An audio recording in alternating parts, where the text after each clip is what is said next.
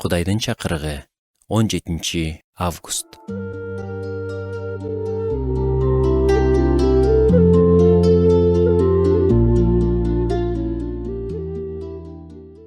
Кээ бир адамдар оюнду жакшы көрөт, кээ бирөөлөр жок. Бирок бир оюнду биз баарыбыз ойнойбуз. Бул салыштыруу оюну. Биз бул оюнда чыныгы адистербиз. Анткени социалдык тармактар салыштырууну хоббиге айлантты. Лентаны барактаган сайын сен айланадагы адамдардын дүйнөсүнө киресиң.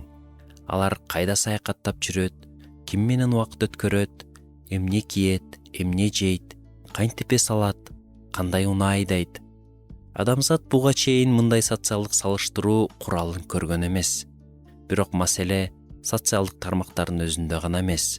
Ал жакты барактап отурсаң, сөзсүз түрдө сенден акылдуураак, сулуураак, ылдамыраак, күчтүүрөөк, бактылуураак же байыраак адамдар бар экенин көрөсүң.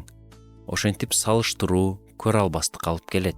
Аларда бар нерсе менде жок деген ой жүрөгүбүздү уурдайт. Көрө албастык жашообузду бузат. Даанышман Сулайман падыша бизди мындай деп эскертет. Көрө албастык сөөгкө ириң.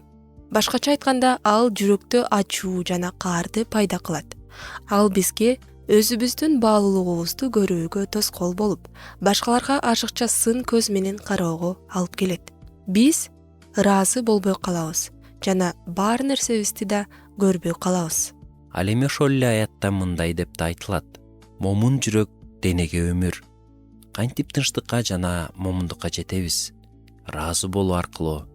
Келгиле, өзүбүздү башкалар менен салыштырууну токтотуп, Кудайга берген бардык жакшылыктары үчүн ыраазычылык айта баштайлы.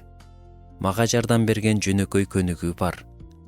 Күнүгө мен бүгүн эмнеге ыраазы болгонумду жазып коем. Бул абдан жөнөкөй, бирок абдан пайдалуу. Сизди да ушундай кылууга чакырам. Жүрөгүңүздө көрө албастык пайда болгондо, аны ыраазычылык сөздөрү менен басыңыз. Ошондо ички тынчтык жана канаттануу жүрөктөн орун алат.